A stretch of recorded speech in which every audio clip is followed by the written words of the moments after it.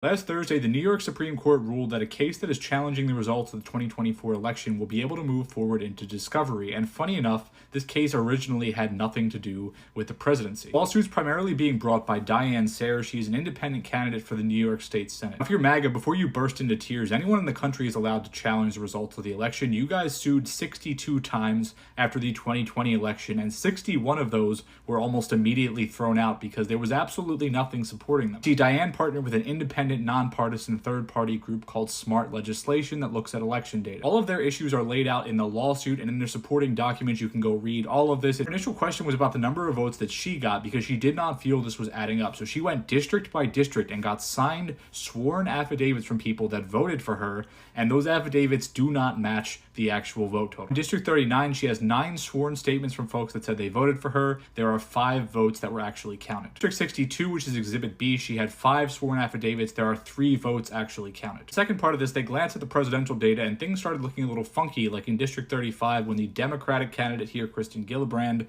got 331 votes, so 79.38% of the total there. And Kamala Harris got 0 votes. Now, I know y'all are the facts over feelings side, right? So we're going to push our feelings aside and understand this is statistically unlikely. It's statistically unlikely that in District 55, Kristen here got 909 votes. This is 95.58% of the votes. And Kamala was able to pull in 2 votes, 0.20% of the vote. But what's funny is when you Google Rockland County, this lawsuit is not easy to find. News is there. A couple people have reported about this. I find it very strange how much you have to actually fucking dig. Now, the presidential stuff plays a lot into the drop-off percentage, which I did a full analysis of literally the week after the election is what this video that this comment is from. I said, hey, this is all pretty fucking strange. People laughed at me and called me crazy. We are now circling back to this because this group did the same thing. This lawsuit was filed, I believe, December 4th of last year. Now, this data is from a separate analysis from Smart Elections. None of this makes any sense. This is not statistically likely once again. You people can scream and cry and shake your fist at the air, but something happened here, right? And it all goes back to this woman's votes, and her lawsuit is moving forward.